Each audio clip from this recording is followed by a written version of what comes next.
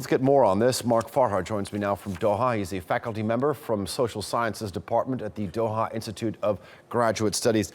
Mark, thank you very much for joining us. Now, let's start off by asking you this. What does it mean for a country which hasn't had a president for more than 2.5 years to finally fill in this position? Will they be able to overcome some of the political problems they've seen over the course of this period? Well, it's a historic moment for Lebanon, and a big sigh of relief has been given by a lot of Lebanese now. But whether the more intractable, larger, problems of sectarianism and sectarian deadlock can be overcome remains to be seen, is maybe a little bit doubtful, in fact.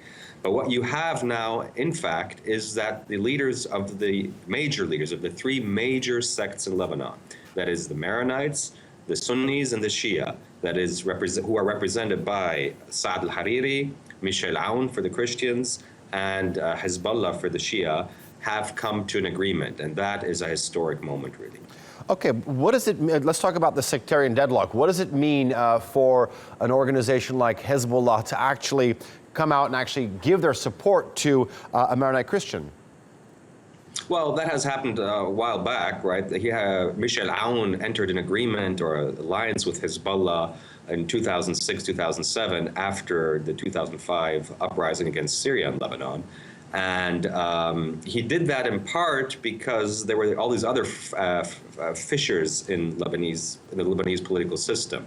But the astounding thing now, in fact, is that Saad Hariri of the Sunni side has come to agree that Michel Aoun should be president, because before that he had resisted that. So that is the real shift that has happened.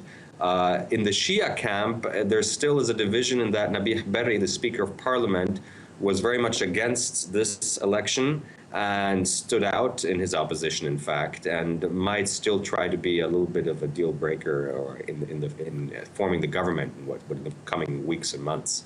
So that was the last resistance that was still there. And Walid Jumblat of the Druze also probably very reluctantly gave his approval to this. He also didn't like to see this because, again, you have the three major sects coming to an agreement, and that means that sort of smaller sects like the Druze will be marginalized a little bit right now. What type of a reaction are you expecting from countries like Israel or Syria?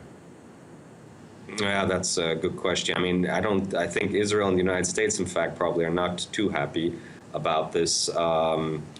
Syria has, I think, endorsed this nomination, this new president, even though Aoun for many years was fighting Syria. So it's all a little bit ironic. Until 2005, until the expulsion of the Syrian occupation forces from Lebanon, Aoun was very much against Syria. But then after entering alliance with Hezbollah, he was accused of being an agent of Syria after that. But in fact, he had opposed Syria for most of his life.